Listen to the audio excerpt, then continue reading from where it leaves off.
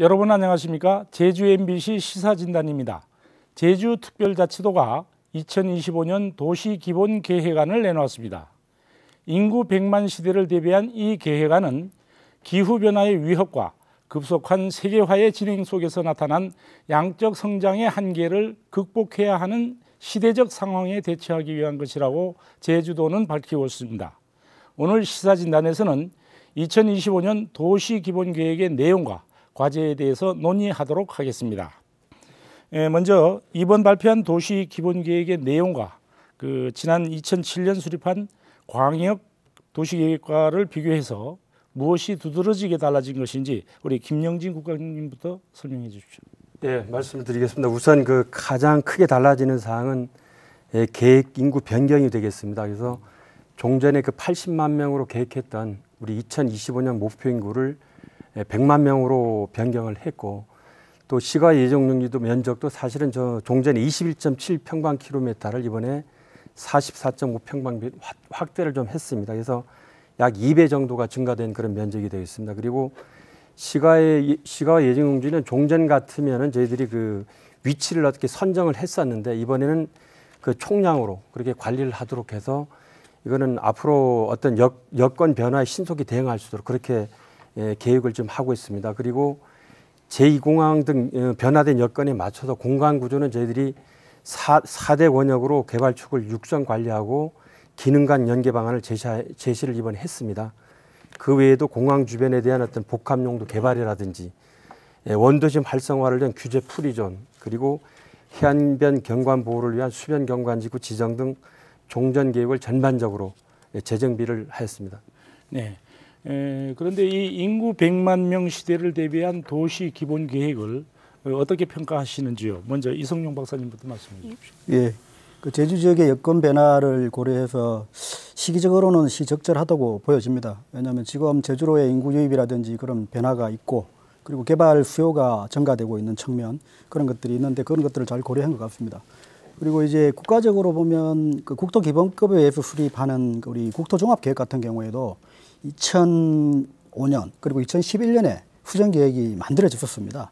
이게 이제 목표 연도가 2020년까지였는데 정권이 교체될 때마다 이렇게 좀 바뀌는 그런 경향이 있었는데, 최근 들어서는 이제 그런 것들을 수립하지 않고 생활권 형태로 이렇게 변경해서 하는 것 같습니다.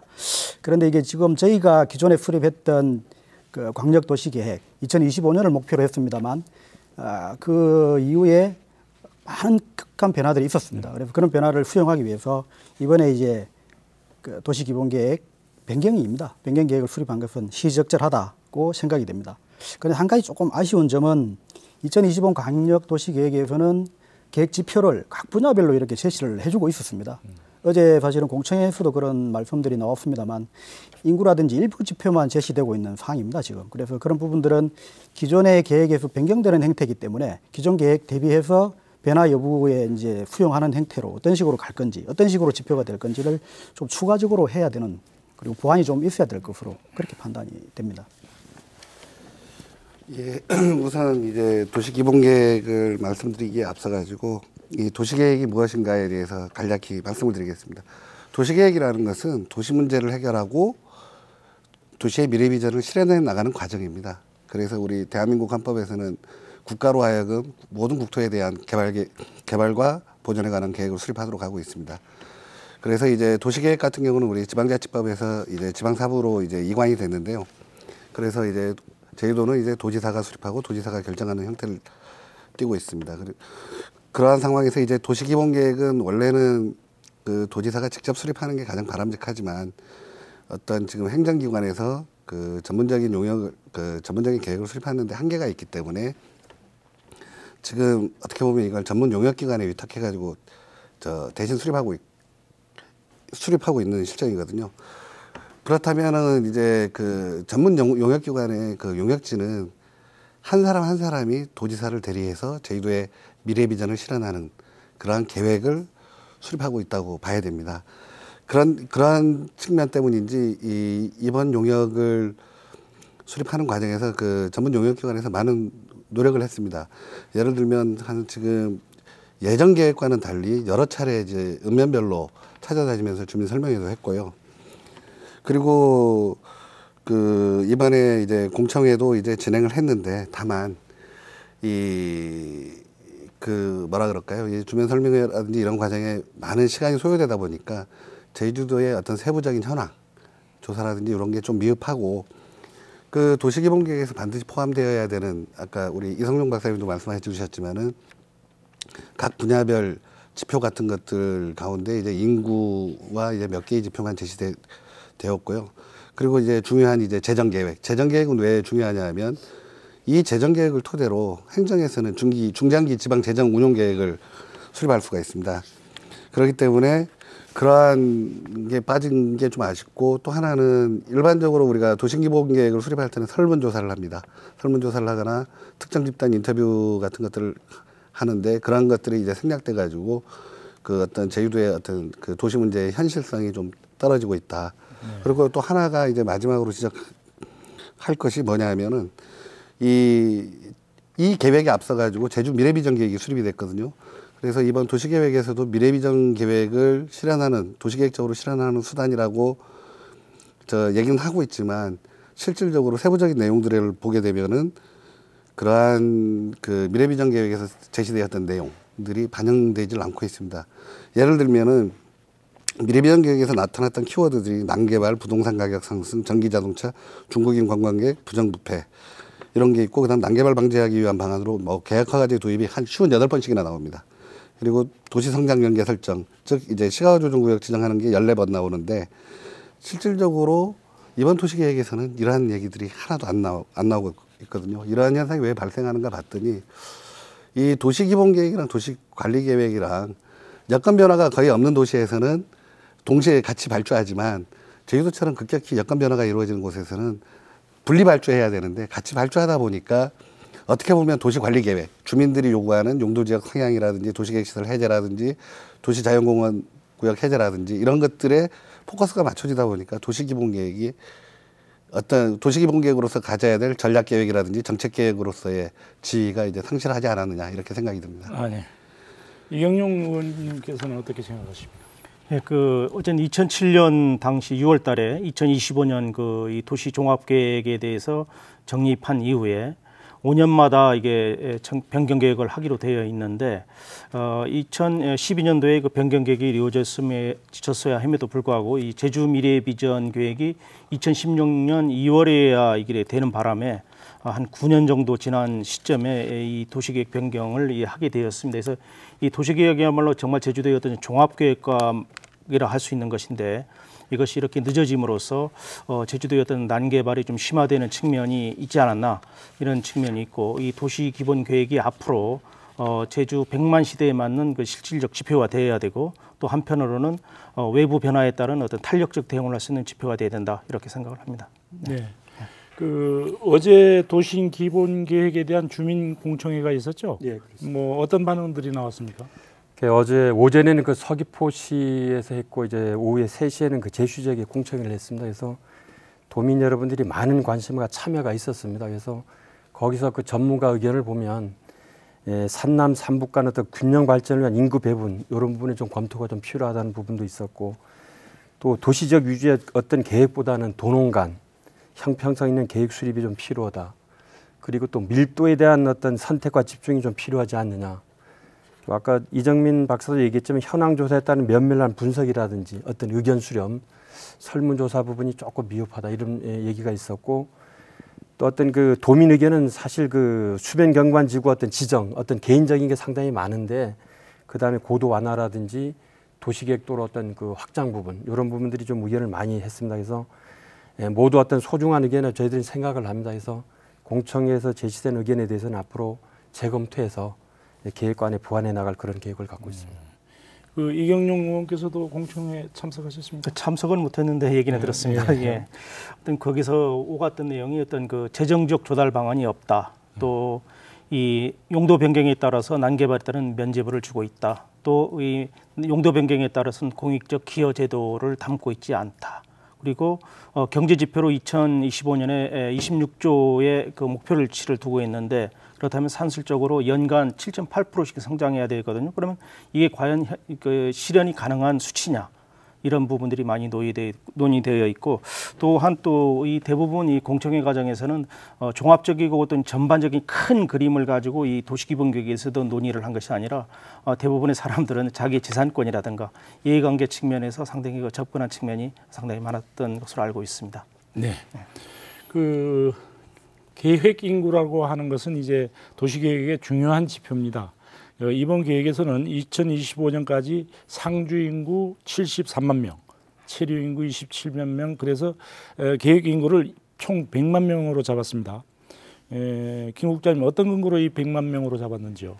저희들 그렇습니다. 도시기본계획 수립 지침에 따르면 그 인구는 최근 10년간 인구 증가 추세와 그 상위 계획상의 어떤 지표, 또 인구 수용 능력 등을 고려해서 산정을 하도록 하고 있습니다. 그래서 저희들 분석 기간은 2006년부터 2015년까지 또 인구 증가 추세를 분석을 해서 산정을 했는데, 상주 인구인 경우에는 주민등록 통계를 기준으로 했고, 체류 인구인 경우에는 입도 관광객을 기준으로 산정을 좀 했습니다. 그런데 사실 그 계획 인구 설정은 산정 방식에 따라서 상당히 좀 다르게 나타날 수 있습니다. 그래서 최근에 급격한 인구 증가만 고려할 때는 또 과대하게 추정할 우려가 있기 때문에 10년간 저희들이 증가 추세를 반영을 했다는 말씀을 드리겠습니다. 네, 10년도. 그 2025년까지 계획 인구를 100만 명으로 볼 때 적절하다고 보시는지요? 예, 그 이 산정 방식에 다소 문제가 있다고 생각을 합니다. 이 산정 방식에서 그 매년 인구 증가율을 1.41%로 잡았고요. 또 그 체류 인구는 제주도 관광협회가 제시하는 그 입동 관광객 수를 기준으로 이제 산정을 했는데, 산술적인 방법에서 예측을 하다 보니까 이런 이 불명확한 그 예측이 될 수밖에 없고, 그 실례로 2007년도에도 똑같은 그 산술 방식에 의해서 2025년도 인구를 추계해 봤더니 그때의 그 상주 인구가 66만, 그다음에 입도 관광객을 1,100만으로 잡았고요. 체류 인구를 14만으로 잡았습니다. 근데 이게 이미 2025년이 되기 전이 2015년 이미 작년에 달성이 되었거든요. 그래서 지금 급격한 인구 증가, 그다음에 입도 관광객이 벌써 1,360만을 돌파하고 있지 않습니까? 그래서 이런 산술적인 방식에 의한 그 추계 방식은 다소 문제가 있다. 그래서 앞으로 더 많은 그 인구 계획서에서 더 여유를 두는 것이 좀 바람직하고요. 미래비전 계획에서 그 제시했던 3가지 유형이 있습니다. 그래서 환경 보존형, 그다음에 물적 개발 추세, 그다음에 경제 목표 지향형, 이 3가지 중에 이 100만 명, 이 도시기본계획에서 말하는 이 인구 100만 명이 과연 어디에 해당되는 것에 대한 설명과 내용은 전혀 없습니다. 그래서 이런 문제점이 좀 다소 있습니다. 네. 이정민 교수님은 어떻게 생각하십니까? 참 이 미래를 예측한다는 것 자체가 굉장히 어려운 작업입니다. 이게 그 외생적인 돌발 상황들도 많고요. 그래서 좀 어렵긴 한데, 지금 우리 이경룡 의원님도 말씀해 주셨지만은, 저는 이제 상주 인구 추정이라든지 체류 인구 추정에 좀 문제가 있다. 이게 물론 이제 도시 기본계획 수립 지침에 의하면 과거 10년치 인구 추세를 이용을 해야 됩니다. 그런데 제주도의 인구는 2010년부터 급격히 증가를 합니다. 그래서 그 패턴을 봤을 때 적용할 수 없는 함수식이 있습니다. 그게 이제 최소자생법에 의한 일반 산역 모형인데, 그 경우로 추정한 경우가 굉장히 숫자가 낮습니다. 그러다 보니까 다른 추정 방식은 모두 한 74만 3천 명 정도 나오는데, 그거는 유독 72만 몇천 명이 나와가지고 산술 평균이었더니 73만 8천 명으로 된 거거든요. 그러면 요거는 요런 경우에는 어떻게 해줘야 되느냐 하면 하나를 빼줘야 됩니다. 그러면 상주 인구는 한 74만 정도로 잡아줘야 되고요. 그다음 또 뭐 이제 어제 공청회 장소에서도 그런 얘기가 나왔었는데, 예를 들면 2018년부터 인구 절벽이 발생하게 되면 이런 추세도 유지하기 힘들 거다라는 얘기도 있지만, 제주도는 국제자유 도시지 않습니까? 어떤 외국인의 이동이라든지 이런 것도 감안해야 되고, 그다음에 이제 제일 문제가 되는 게 체류 인구입니다. 예전 2007년도 광역도시계획에서 체류 인구 추정할 때는 관광객 수 곱하기 체류 일수를 냈습니다. 그런데 이번에 채택한 방식은 뭐냐면 계획일 집중률 동시 체제율을 그 기준으로 했거든요. 그래서 이제 2025년에 27만이라는 숫자가 나왔는데요. 올해 발간한 2015년 제주특별자치도 방문 관광객 실태 조사를 보면 내국인 평균 체류일수가 5.051, 외국인이 4.451로 나옵니다. 이렇게 해서 작년 8월 내외국인 관광객이 133만 정도 방문했거든요. 그래서 평균 4박을 잡으면 작년 8월에만 이미 체류 인구가 17만이 넘어버립니다. 그래서 이런 지금 한 10만이랑 굉장히 많은 차이들이 발생하고 있거든요. 이걸 2025년까지 확장을 하게 되면 지금 27만으로 잡고 있지만 한 36만에서 한 4, 5만까지도 갈 수 있다는 얘기가 나옵니다. 이게. 그러면 이 계획 인구를 100만으로 잡을 게 아니라 120만, 최대 110만, 최소 110만, 최대 120만까지 이렇게 여유 있게 잡아줘야 되거든요. 근데 그런 부분에서는 좀 문제가 있지 않느냐. 그래서 이게 왜 100만이 됐나 이렇게 봤더니 미래비전 계획에서 그 설정한 숫자, 그 세 가지 목표 인구 중에 100만을 인용하고 거기다 거꾸로 맞춘 거 아니냐 이런 생각도 듭니다. 저도 그 인구 추정에 대한 목표치를 조금 높일 필요가 있다고 생각이 되어집니다. 그게 필요한 것이 지금 이번에 근본 계획이 기존의 2025년 광역도시 계획을 변경하는 행태의 계획입니다. 그러면 그때 추정했던 아까 이경영 의원께서 말씀하셨지만 그때 추정했던 그때의 시행착오를 또 겪는 행태가 되면 안 됩니다. 근데 그 지금 분석은 오히려 그걸 그대로 이게 따라간 듯한 느낌이 들고 있거든요. 그리고 조금 심도 있게 검토해 봐야 되는 것이 2020년하고 2025년의 걸 상주 인구 같은 경우는 4만 명이 증가되는 것으로 이렇게 추정을 해주고 있습니다. 지금 5년간에 4만 명 증가인데 실제 작년 같은 경우 보시면 한 14,000명 정도 증가되고 올해는 한 2만 명 정도가 증가될 거라는 그 예측들도 있습니다. 그러면 당장 현상에도 너무 많이 현재의 현상에도 맞지 않은 상황이 되는 거거든요. 그렇기 때문에 꼭 물론 이제 기본적으로 이제 수립 지침에 의해서 모형에 의해서 이제 분석은 해야 됩니다. 그렇지만 그런 것들을 근거로 하되 현상에 맞게끔 조정해 주는 것이 또 연구진의 역할인데 그런 부분이 좀 부족했던 것 같고요. 왜 그럴 수밖에 없냐 하면 지금 국제자유도시 기본 사업들 추진하는 사업들을 보시면 그 신화역사공원이 2018년 정도에 이제 개장해서 실질적으로 운영이 될 거라고 그럽니다. 그리고 헬스케어 타운 관련 이제 연대 사업들도 이제 시작이 될 거고요.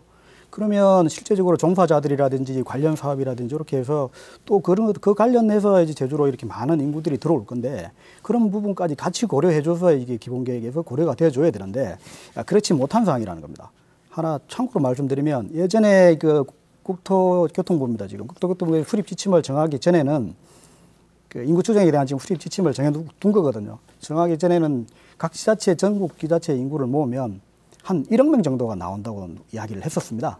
그만큼 이제 전부 다 이게 어느 정도 그 추정을 과대 추정한다든지 좀 많게 이렇게 했다는 겁니다. 그 이유가 이제 뭐 향후의 택지 개발을 대비한다든지 그다음에 도시의 어떤 기반 시설을 확보하는 차원에서 많은 어떤 부분을 확보하기 위해서 그렇게 했었는데요.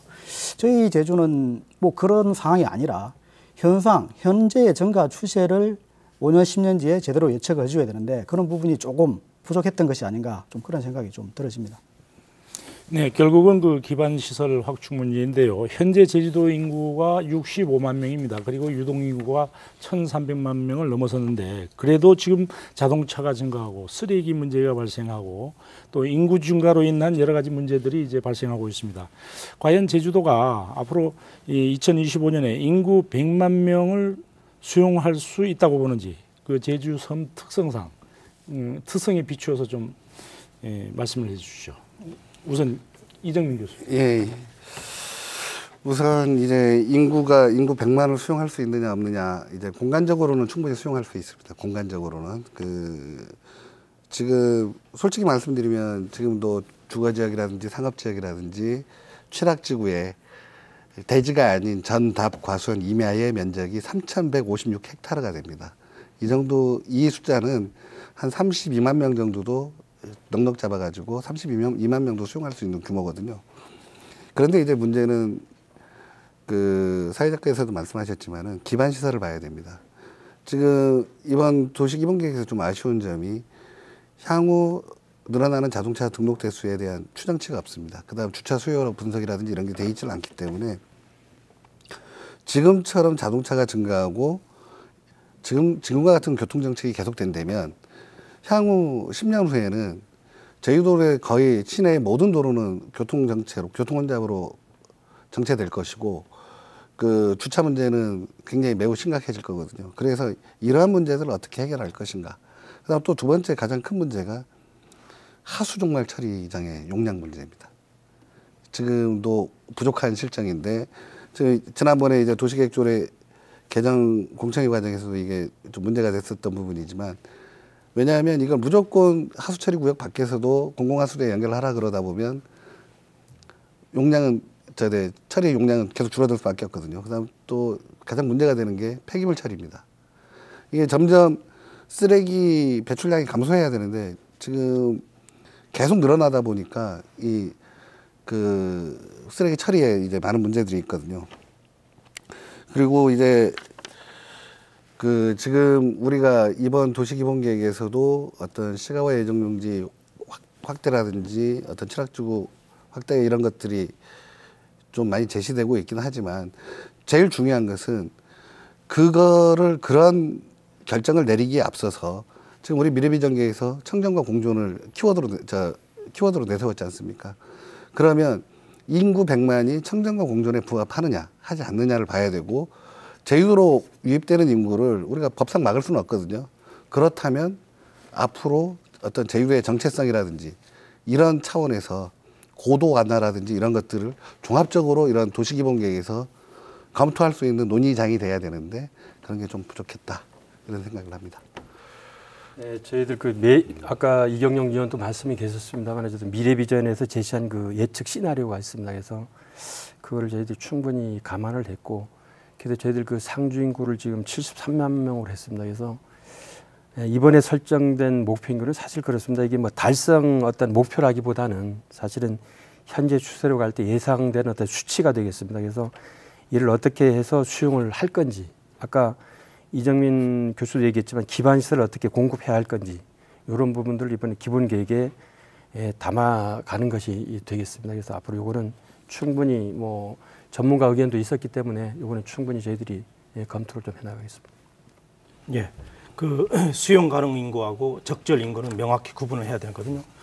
수용 가능 인구는 홍콩과 우리 싱가포르 예를 들어보면 홍콩이 제주도 면적에 상당히 못 미치는데 지금 현재 인구가 700만 명입니다.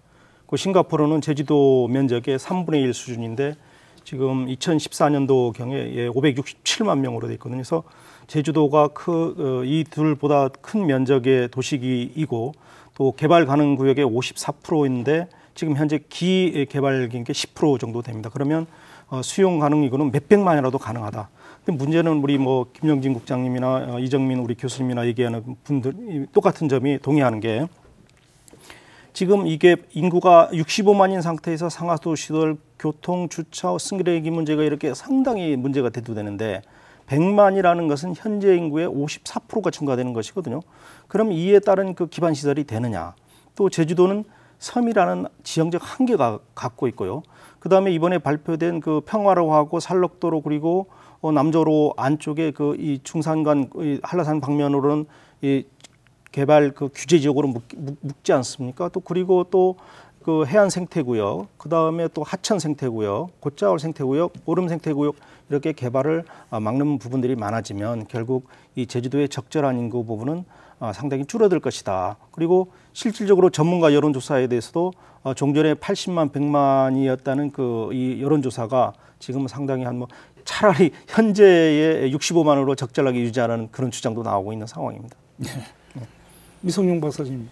예, 저도 그 계획 인구 100만을 과연 저희들이 수용 가능할 것인가 그 문제에 대해서는 저는 가능하다고 그렇게 보여집니다. 대신 이제 그 제가 볼 때는 이 100만을 좀 상징적인 의미로 두고 저희가 그 이상의 어떤 증가는 하지 않는다는 어떤 뭐 그런 도민 공감대를 형성한다든지 아니면 어떤 도민들과의 토론을 통해서 이번 기회에 어떻게 좀 정하는 것도 좋을 것 같다는 생각이 듭니다. 그 이후에부터는 이제 뭐 인구 증가에 따른 도시 확장이 아니라 기존 도심의 재생, 그다음에 이제 새로 이제 바꾸는 행태 그런 것들이 필요할 거고요. 그래서 저는 그 뭐 말씀드리면 100만 정도는 충분히 기존 틀에서 가능하다. 대신 이제 그렇게 하기 위해서는 물론 이제 해결해야 될 문제들이 꽤 많습니다. 그리고 이제 그래도 좀 100만 정도는 저는 그렇게 생각합니다. 도시 공간 구조라든지 토지 응애라든지 그런 것들을 급격하게 바꾸지 않고 기존에 있는 상태를 근간으로 하되 일부 조금 수정하면 가능하다. 그리고 이제 기반시설 같은 경우는 확충이라든지 시설 고도화라든지 그런 부분의 그런 방법을 이제 통해서 이제 해결해 나가야 된다. 그렇게 생각을 좀 하고 있습니다.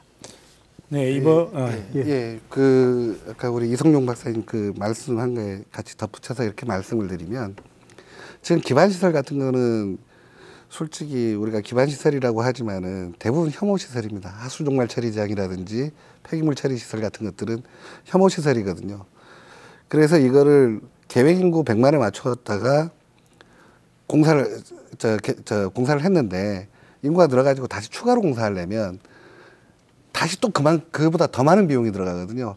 그래서 차라리 처음부터 넉넉하게 확보를 하고 조금씩 그 여건에 맞게 운영하는 게 필요하고요. 그다음 두 번째는 수요만큼 계속 공급을 해줄 수가 없습니다. 현실 여건상. 그래 뭐 토지 여건도 안 되거니와 두 번째는 이 지방 정부의 재정 능력이 안 돼서도 좀 어렵습니다. 그렇다면 이제는 공급 중심에서 수요 관리 중심으로 전환해야 될 때거든요.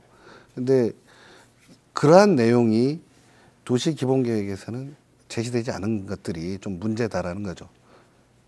저도 뭐 반박은 아니고 저도 좀 덧붙여서 빠진 부분이 그런 것 같습니다. 특히 교통 부분 같은 경우에는 기본 계획에서 언급해 주는 게 맞는 것 같습니다. 왜냐하면 이게 저희 앞으로 10년간의 어떤 청사진이기 때문에 그 각종 교통 관련 계획들에서 인용한다든지 이렇게 근거를 삼기 위해서 기본 계획상에서 이 기존의 이제 공급뿐만 아니라 앞으로 수요 정책을 반드시 시행할 필요가 있고 그런 이제 안이 제시가 좀 되고 기본 계획들에서 큰 방향이 반드시 이번에 당겨줘야만 차후에 이제 개별 계획들에서 그걸 근거로 해서 세부적인 사업들을 하고 하는 것이 좋겠다는 그런 생각이 저도 들어집니다. 네. 그 이번 계획에서는 그 인구가 늘어날 것에 대비해서 시가화 예정 용지를 2배로 늘린다고 합니다. 이 시가화 예정 용지가 어떤 의미이고 어떻게 늘린다는 것인지 이제 김영진 국장님 좀 쉽게 설명해 주십시오. 예, 그 시가의 예정 용지는 그 목표년도 인구 규모라든지 도시 지표를 그 달성하는데 필요한 토지가 되겠습니다. 그래서 향후에 주거 지역이나 상업 지역, 공업 지역 용도로 사용될 예정 용지를 말합니다. 이게 시가 예정 용지가. 그래서 시가 예정 용지는 앞으로 얘기했지만 인구 증가분을 기준으로 해서 산정을 하게 됩니다. 그래서 이번에 21.7평방킬로미터에서 한 44.5평방킬로미터, 약 2배 정도가 증가하는 것으로 계획을 하고 있습니다. 그래서 요거는 종전 계획이 2025년에 계획 인구가 80만 명에서 이번에 100만 명으로 증가하기 때문에 그거에 맞는 증가하는 거에 대해서 예측을 해서 이번에 했습니다마는 저희들도 이번에 하면서 한 2.9배, 한 3배가 불어나지만 이번 계획에서는 시가의 예정용지가 너무 과도하게 확장을 좀 하게 되면 좀 문제가 있는 부분도 있기 때문에 그래서 이번엔 3배가 아니라 한 2배 정도 그래서 증가해서 이번에 계획을 했다 그렇게 말씀을 드릴 수 있습니다. 네, 그 이경용 의원님 이 시가화 확대 문제 어떻게 생각하십니까? 어떤 뭐 인구 증가, 관광객 증가 뭐 이제 당연히 대두된 현실 아닙니까? 이 현실적인 문제를 수용하기 위해서 시가화 예정 용지를 확대해야 된다는 그 필요성은 누구나 공감을 합니다. 그리고 또 이 시가화 예정 용지를 미리 확보해 두지 않으면요, 이 녹지 지역으로 이 주택 개발의 개발 수요가 많아지면서 녹지 공간 쪽으로 난개발, 무분별한 개발이 이루어질 수가 있거든요. 그래서 주택에 필요한 모든 그 기반시설 상하수도, 도로, 교통 문제 등의 총체적인 문제가 또 양산될 수가 있습니다. 그래서 이 시가화 예정률을 미리 확보해 둔다는 점에서는 우리가 동의를 해야 되고, 다만 이 시가화 예정 용지를 이로 확보해 두면 그에 수반되는 그 요소가 제주의 어떤 청정 자연 환경을 훼손하지 않는 범위로 한정된다는 그 중대한 문제가 있습니다. 그래서 지금 21.km 평방미터에서 44.5km 평방미터로 이제 2배 이상 증가되고 있는데 이 부분에 대해서 어떤 뭐 여러 가지 어떤 그 지적이 있습니다만은 어떤 현실적인 문제는 또 우리가 인정해야 될 부분은 인정해야 될, 저는 그렇게 생각합니다. 네. 예. 저는 이번에 그 도시기본계획에서 보면서 시가화 예정용지, 이제 주거용지하고 이제 상업용지로 구분해서 말씀을 드리겠습니다. 우선 주거용지 같은 경우에 좀 많이 늘어나는 것들이 기존의 비도시 지역이 도시 지역으로 편입되면서 주거용지로 편입된 지역들이 많거든요. 그러다 보니까 좀 늘어난 것 같고요. 그 다음에 이제 기존 도시 지역 내이지만 어떤 취락이 형성되거나 대부분 이제 취락이 형성된 데들은 이제 주거 지역으로 좀 현실화 시켜준 부분들이 있거든요. 이게 요 부분에 대해서 좀 약간 논란들은 있지만 그 실질적으로 그러한 그 어떤 기개발된 시가지 옆에 그 솔직히 그 이상한 표현으로 얘기하면 난개발로 해가지고 형성된 취락들이 거기도 이제 계획적인 개발을 유도해줘야 되는데 이미 너무 많이 개발이 돼 있기 때문에 환지 방식이나 수용 방식으로 행정이 도시개발 사업을 추진하는 게 거의 불가능하다 보니까 어쩔 수 없는 선택을 한 것 같습니다. 그 부분에 대해서는 인정을 해줘야 될 것 같습니다. 근데 다만 어떤 자연녹지 지역이라든지 칠학지구가 갑자기 일반 주거 지역으로 이렇게 상향 조정이 되게 되면 그곳에 있는 토지 가격이 그 토지가 갖고 오는 불로소득이 증가하게 됩니다. 근데 지금 아쉽게도 우리 대한민국에는 개발립 환수 시스템이 없습니다. 이런 것들도 지금 우리 도시기본계획에서 그냥 무작정 해줄 게 아니라 그 약간 좀 구체적인 그 어떤 성장 관리 방안이라든지 이런 걸 수립하면서 그 기반 시설도 어느 정도 마련하는 해주는 그런 그 계획 기법이 적용돼야 되지 않느냐 이렇게 생각을 하고요. 그다음 저는 지금 이제 더 이상 동지역에서의 개발은 억제를 하고 읍면 지역에 보면 개발이 되지 않는 주거 용지들이 굉장히 많습니다. 그쪽으로 좀 유도를 해야 되고 또 그다음 아쉽게도 일도 이동 같은 데도 계획적으로 1960년대 말 70년대 초반 뭐 1990년대 말까지 계획적으로 조성된 주거 지역인데 거기에 인구가 계속 감소하고 있습니다. 지금 이러한 것들도 추가적으로 인구 감소를 막기 위해서라도 어떤 재개발이나 재건축을 통한 인구 감소 대책을 강구해야 되고요. 그리고 상업용지 같은 경우에는 우리가 주상복합이라든지 오피스텔이라든지 빈점포가 많은데도 추가적으로 이제 상업용지 지정하는 거는 좀 지양해야 되지 않느냐. 상업용지가 과다해지게 되면 상권의 구심점이 약해지기 때문에 도시기능 유지에도 좀 문제가 있다고 생각을 합니다. 네, 저는 그 시가 예정 용지가 이제 확대되는 부분에 대해서는 일정 부분 저도 필요하다고 보여집니다.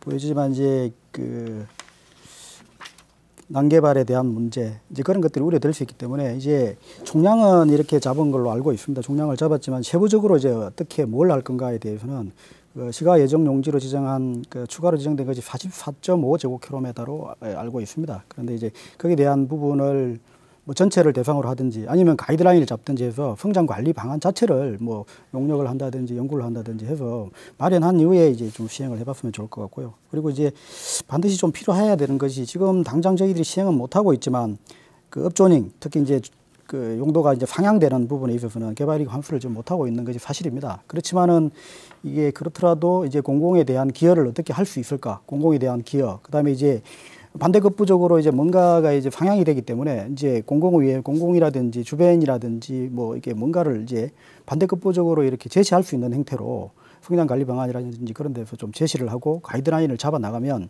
좀 그런 혼란들은 조금씩 해소할 수 있을 것으로 그렇게 생각이 되어집니다. 네, 그 시가화 예정 용지 이외에도 이번 계획에는 일부 녹지 지역이 주거 지역으로 편입되고 그리고 관리 지역 일부가 도시 지역에 편입되면서 그 주거 지역으로 변경되지 않았습니까?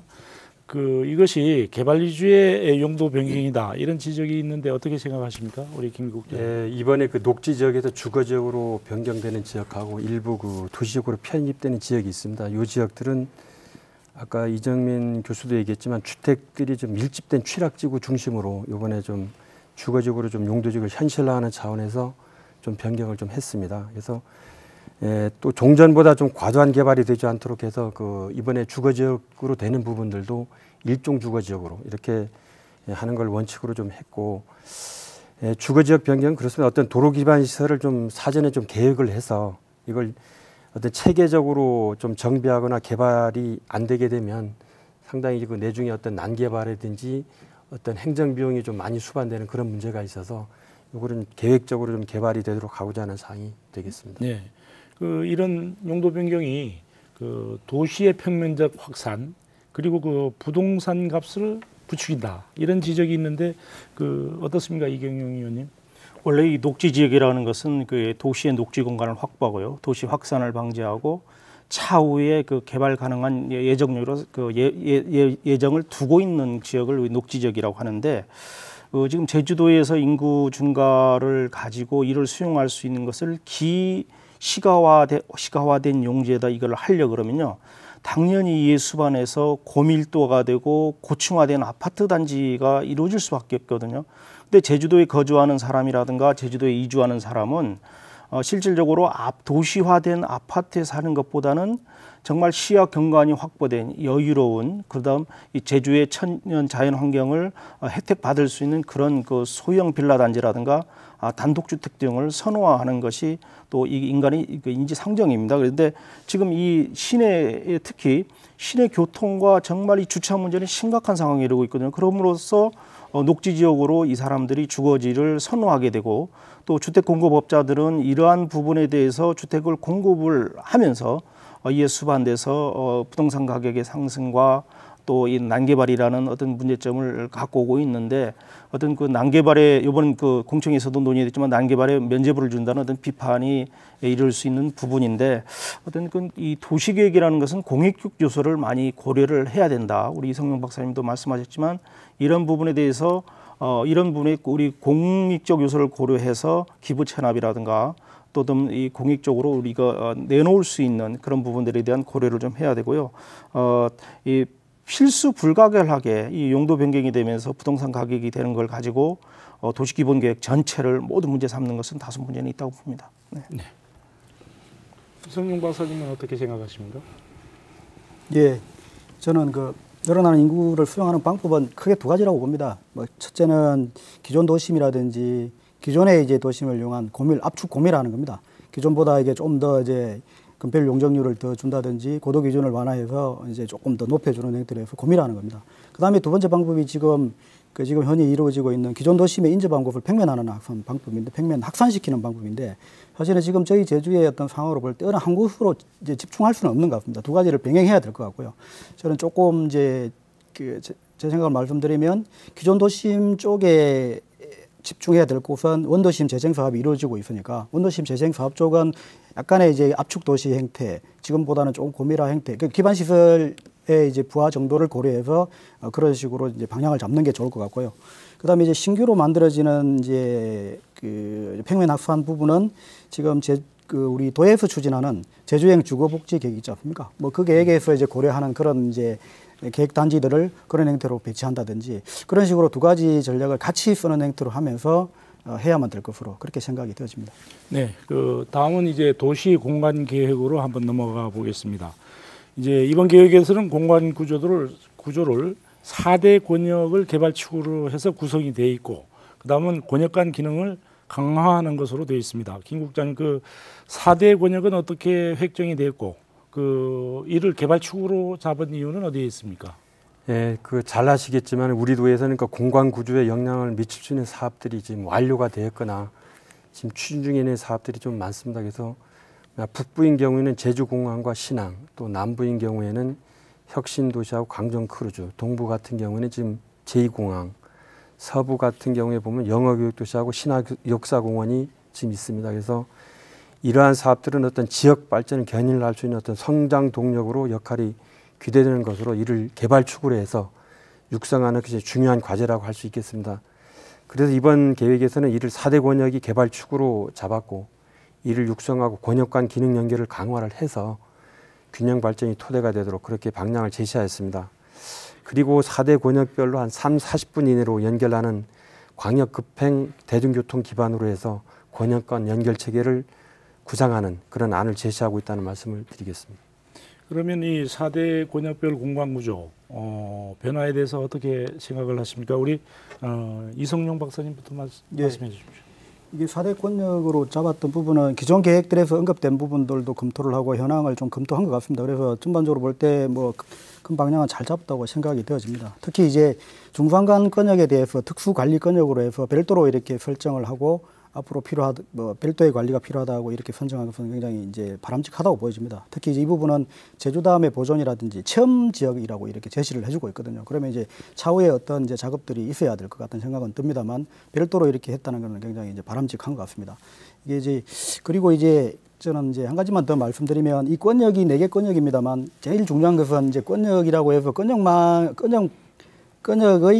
권역이 자생권을 가질 수 있는 행태는 아닙니다. 저희가 인구 규모가 좀 적고 그러다 보니까 그 권역끼리 연계를 기존 교통망을 고려해서 이제 향후에 여건 변화 등을 고려해서 이제 그런 것들을 잘 연결해주고 특히 이제 교통 인프라 차원에서 우리 그런 것들을 잘 연결을 시켜주는 형태가 좋을 것 같습니다. 꼭 뭐 신규 도로를 신설한다는 것보다는 기존에 있는 도로들을 잘 활용해서 거기에 역할과 기능에 맞게 거기에 맞는 이제 역할 부여를 해주고 확충이라든지 뭐 이제 그 연결을 시켜준다든지 뭐 그런 식으로 좀 진행을 했으면 좋을 것 같습니다. 이정민 교수님 어떠세요? 예, 이 권역별 개발축 이거는 솔직히 이 도시기본계획이 생겨난 게 1981년입니다. 그래서 그 81년도부터 지금부터 한 35년 전부터 이 권역별 개발계획, 권역별 개발축이라는 단어가 사용됐거든요. 그 당시만 하더라도 어떤 그 상권의 그 범위가 제한적이었기 때문에 이런 권역이 좀 의미가 있었는데 지금과 같이 정보화된 사회에서는 이런 권역별 개발계획 자체는 크게 중요하지는 않습니다. 그래서 지금 뭐 2007년도에도 이 광역도시계획에 이 권역별 개발계획이 나왔었기 때문에 이거 그런 차원에서 한 번 더 다뤄진 거라고 생각을 하고요. 그러니까 우리 이성종 박사님도 말씀하셨지만 이 권역별 개발계획보다는 제2공항이 가져오는 제2공항이 제주도 전체에 미칠 수 있는 공간구조에 대한 영향을 봐야 됩니다. 지금 지사님께서는 이제 에어시티 개발이라든지 이런 구상안들도 이렇게 말씀하고 계시지만 에어시티라는 것 자체가 뭐 전 세계적으로 성공한 사례도 거의 찾아보기 힘들고 우선 기본적으로 화물 물동량이 받쳐져야 되는데 지금 제주도 여건상 어떤 항공 물류기지가 들어오지 않는 이상은 좀 어렵지 않겠느냐. 그렇지만 제2공항과 서귀포 도심, 제주시 도심을 연결, 그다음 뭐 한림권역을 연결하는 광역급행 간선교통망들이 이제 만들어진다면 이제 그런 노선을 어떻게 설정할 거냐를 우리가 잘 봐야 되거든요. 근데 제주도는 전통적으로 취락이 해안을 따라서 형성되어 있습니다. 그러면 해안을 따라 가지고 광역 고속교통망을 설치를 하면서 역세권 위주로 개발을 해주는 것도 이 새로운 대안이 될 수 있지 않느냐. 그래서 이번 제2공항이 생겨나면서 이런 권역별 개발 계획은 어떤 새로운 원점에서 재검토가 돼야 될 거라고 이제 좀 저는 그런 생각을 가집니다. 네. 예, 저도 우리 이성용 박사님 말씀한 대로 지금 2개의 광역 거점, 그다음에 3개의 그 지역 거점, 9개의 지역 그 중심 지역으로 이제 구분되어 있는데 각 거점 간의 어떤 연계 활성화 방안, 그다음 특성화 방안을 좀 많이 제시해 줬으면 좋겠다는 말씀을 드리고요. 교통축 구상 방안에 대해서도 지금 기존 공항하고 제2공항 간의 연결축을 번영로를 해서 연계시킨다라고만 되어 있지 이걸 가지고 어떤 교통수단을 가지고 어떻게 할지는 구체적으로 나타나 있지 않습니다. 그리고 성산의 제2공항이 들어서면 서귀포하고 서부생활권 즉 대정, 한림, 한경, 애월 간의 교통로는 어떻게 체계적으로 연결시킬 건지 이 부분에는 구체적인 부분이 부족하고요. 그다음에 제2공항 신항만 등으로 해서 인구가 증가되고 관광객이 유입이 돼서 증가되면 이 교통시설 처리 계획을 어떻게 해야 될지 지금 65만 인구에서 지금 제주도의 등록 차량 대수가 45만입니다. 물론 이제 뭐 렌트카라든가 뭐 이런 부분이 있습니다만은 등록돼서 45만이면 인구 1.43명당 한 대꼴로 되어 있거든요. 그러면 인구 100만이면 이걸 수치로 계산해 보면 70만 대의 자동차가 등록되는 상황에 이르게 됩니다. 그럼 이 교통처리 계획을 어떻게 해야 될지 이런 부분에 대한 자세한 내용이 없거든요. 그래서 이런 미진한 부분을 좀 보충해야 될 필요가 있다 이렇게 생각을 합니다. 네. 네, 그리고 그 제주도는 이번 도시기본계획에서 청정과 공존을 반영했다고 이렇게 말씀은 하고 있습니다만은 이 도시기본계획이 이 도시 확장이라든가 또는 이 개발 위주에 초점이 맞춰졌다는 그런 지적들이 있습니다. 김 국장님 어떻게 생각하십니까?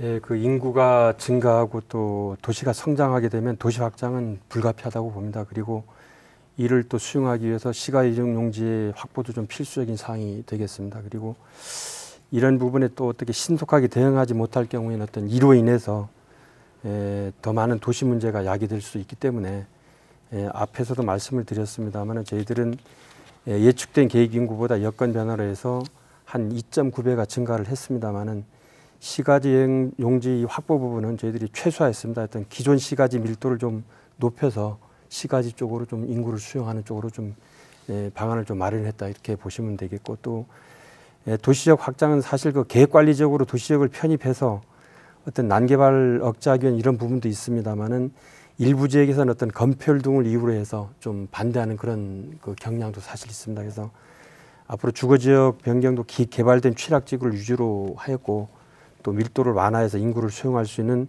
읍면 지역에 일반 주거지역을 종상향하는 등 녹지의 잠식을 좀 최소화하는 그런 계획으로 했다는 말씀을 드리겠습니다.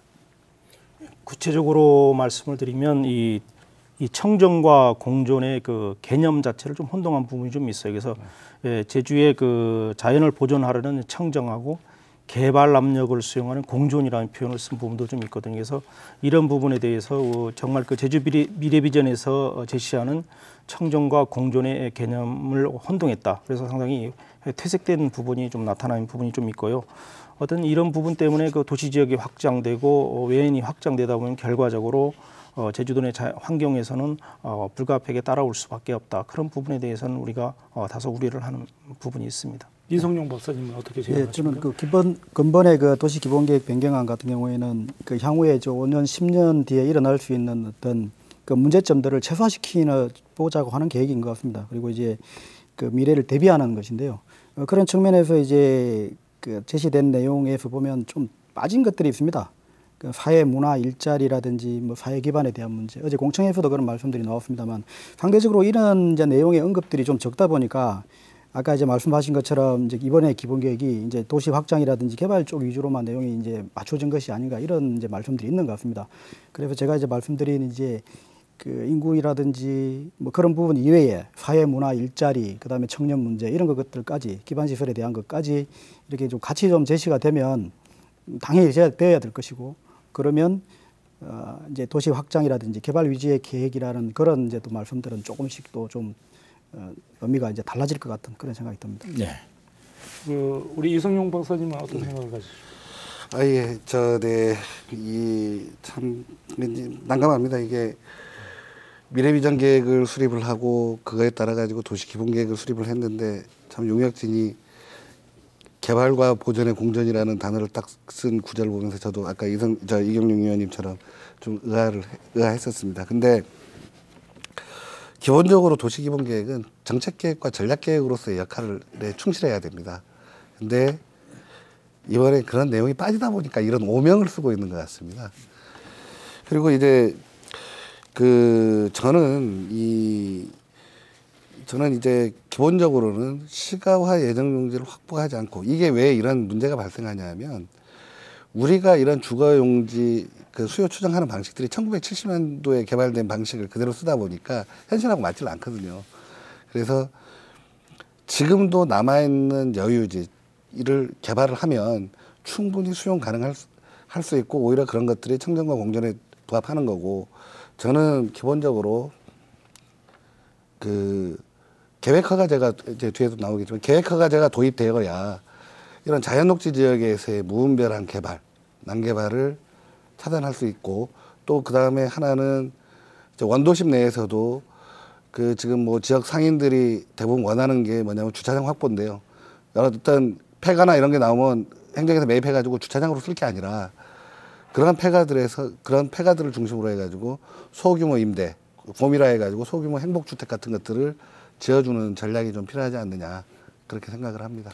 네, 그리고 이번 계획에서는 그 도시자연공원 14곳을 폐지했죠. 그리고 대신에 해안경관을 보호하기 위해서 그 해변 수변 경관지구를 110곳이나 신설했습니다. 뭐 이거 신설은 어떻게 보십니까, 우리 이경용 의원님? 예, 이게 도시계획에서는 그 수변 경관지구를 확대한다고 되어 있는데 이게 제주 미래비전에서는 해안 그린벨트라는 그 단어를 사용하고 있거든요. 그래서 이 해안 그린벨트를 구체화시켜서 해안변 수변 경관지구를 보존을 하고 또 바람직한 이용을 유도하기 위해서 이번에 한 것인데 이 부분이 우리가 잘못 알고 있는 해안 수변 경관지구 전부 개발을 제한해 버리는 건 아니고요. 그 해안선에서 50m 이내 지역으로서 시가구역이라든가 밀집 추락구역이라든가 도시계획시설, 포구지역에서는 제외되고 있습니다. 또한 이 수변경관지구라고 해서 무조건 개발을 원천으로 차단하는 게 아니라 우리 그 50m 이내 지역에서 그 연면적 500평방미터 미만, 그 다음에 2층 10m 이하, 그 다음에 조경면적 30% 정도를 감안한 이 건축 시설은 할 수 있도록 되어 있습니다. 그런데 이 건축심의위원회 심의 과정에서 이런 부분을 전혀 고려하지 않은 채 해안도로에서 해안변 쪽으로의 건축은 완전히 차단시키면서 지역 주민 간의 갈등이 유발되고 어떤 개인의 재산권 행사와 관련된 어떤 많은 그 문제점을 양산시키고 있는데, 하여튼 이 해안 수변 경관지구 확대 지정을 하더라도 이 부분이 실효성 있는 해안변 보전 정책과 아울러 이 무조건 그 보전 정책만이 아니고 이 부분들을 이용한 친수 공간을 이용한 관광 자원과 활용 방안도 논의돼야 된다, 이런 생각을 합니다. 예, 그 수변 경관 지구에 대해서는 굉장히 중요한 부분입니다. 그 수변 해안변 경관에 대해서는 그 2015년에 경관 관리 계획에서 그 의식 조사한 내용이 있습니다. 관광객들이 굉장히 선호하는 지역이 제주의 선호 경관 중에서 해안변 경관을 선호하고요. 해안변 때문에 제주를 찾아오고 다시 올 것이라고 하는 그런 말들도 굉장히 많습니다. 그렇기 때문에 이제 이번에 이제 그렇게 해서 좀 확대하는 것은 좀 바람직한 것 같고요. 이게 이제 그 기본 계획에서뿐만 아니라 경관 관리 계획에서도 이런 부분을 담고 있습니다. 그래서 이제 같이 연동시켜서 관리해 나가는 것이 꼭 필요할 것으로 보여집니다. 네, 이번 기본 계획에서 또 독특한 계획이 하나 나왔는데, 이 해안이나 중산 간 지하수 종합 관리를 가이드라인을 만들고 또 전국 최초로 이 계획 허가 제도를 도입한다고 그랬는데요. 이정민 교수님, 그 계획 허가 제도 개념이 어떤 건가요? 짤막하게 말씀. 예, 계획 허가 제도는 한마디로 말씀드리면 계획이 없이는 개발 계획이 없는 개발은 불가능하다라는 겁니다. 그래서 이제 이런 계획 허가제가 도입되게 되면 뭐 공무원의 부정부패라든지 부동산 투기를 이제 근본적으로 차단할 수 있고요. 이게 또 그리고 계획 허가제가 실현되기 위한 기본 조건이 있습니다. 우선 행정 조직의 전문화가 필요합니다. 그리고 청량성이 필요하고요. 도덕성이 필요하고, 세 번째가 그 개발이익 환수 방안입니다. 싱가포르 같은 데는 거기는 계획 허가제의 모델이 되고 있는 도시거든요.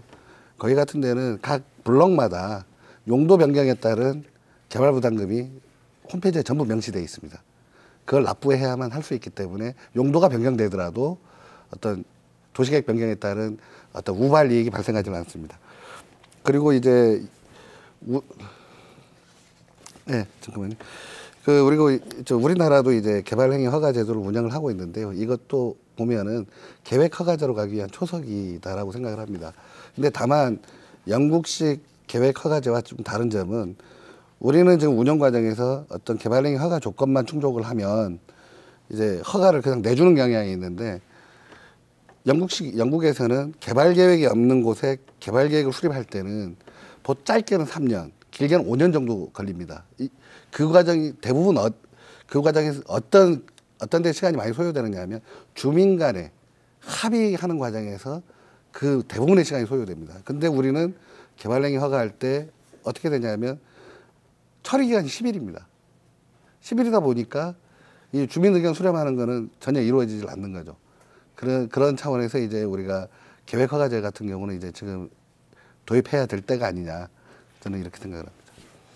예, 저도 도입 취지라든지 그건 이제 공감합니다만, 지금 현재 저희 제주의 난개발은 지금도 이루어지고 있는 상황입니다. 그렇기 때문에 이건 빨리 논의를 해서 제도는 만들고 이렇게 시행해 나가야 되겠지만, 저는 더 시급한 것이 지금 현재 활용할 수 있는 제도를 잘 활용해야 된다는 그런 생각이 듭니다. 특히 이제 좀 부족할지 모르겠습니다만 개발행위 허가 부분을 좀 강화한다든지 요건이라든지 확인할 부분을 면밀하게 본다든지 좀 그래야 되는데요. 실제 지금 현재 건축허가라든지 개발행위 관련해서 담당 직원 공직자들이 굉장히 부하가 큰 걸로 알고 있습니다.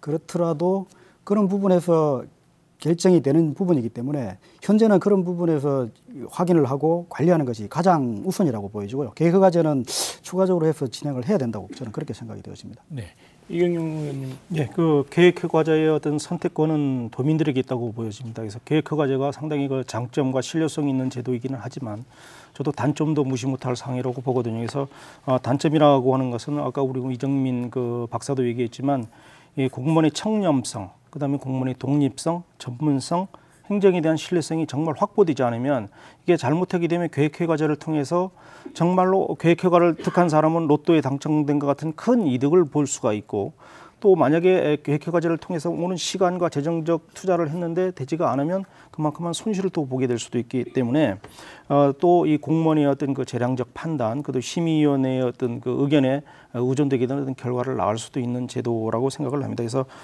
이런 제도를 도입할 것이냐의 논의는 우리가 지금 당장 어떻게 도입을 검토해 볼 수는 있지만 선택권은 도민들의 공감대를 통해서 해야 되고, 잘못하게 되면 이 계획허가제를 통해서 정치권의 판단에 의해서 어떤 특혜 시비를 나올 수도 있는 부분이 있기 때문에 저도 그 이성용 교수님 말씀대로 지금 있는 현행 제도의 틀 속에서 건축업무부서가 지금 상당히 지금 공무원들이 고생하고 있거든요.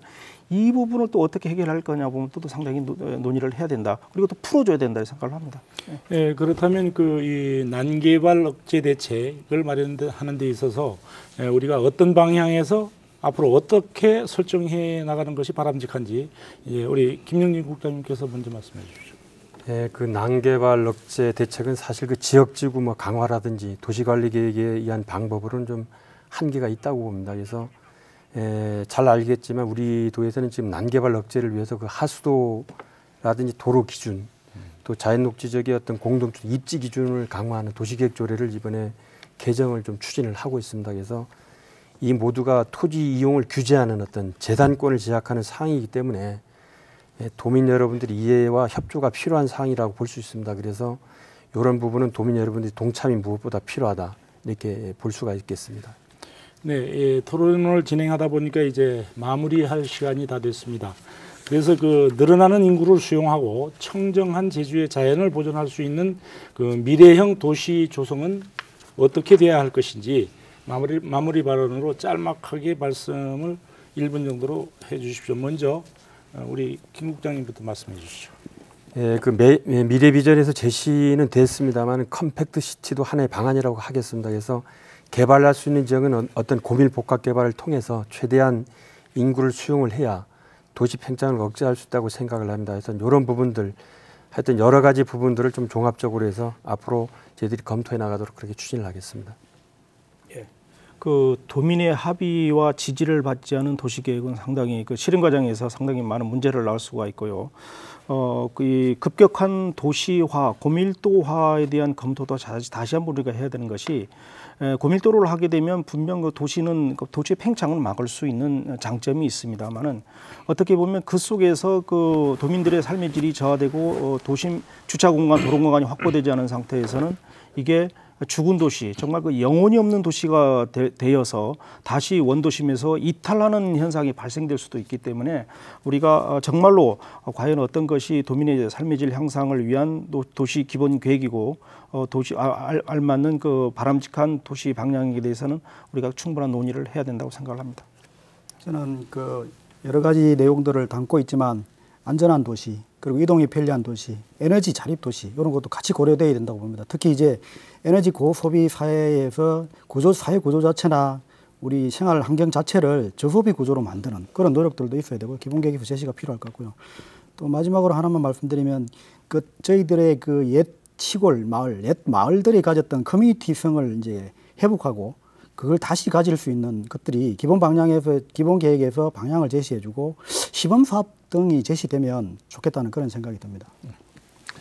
예, 뭐 우리가 도시에서 가장 중요한 단어는 이제 지속 가능한 도시입니다. 그 모든 도민들에게 실리가 돌아가고 사회적으로 공정하고 환경적으로 수용 가능한 제도가 돼야 되는데요. 근데 실질적으로 이번 도시계획이나 도시기본계획을 보더라도 과밀의 문제는 제대로 해결이 안 되고 읍면지역의 과소의 문제 또한 해결이 안 되고 있습니다.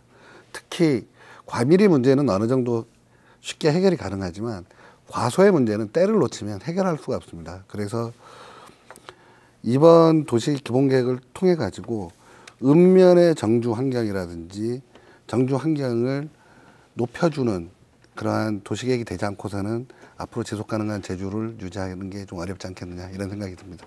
네, 오늘 이 시간에는 도시기본계획 가운데 공간구조를 포함해서 용도지역 또는 지구 변경과 도시계획 시설의 변경 등 주로 토지 이용 계획에 중점을 두고 토론을 벌였습니다.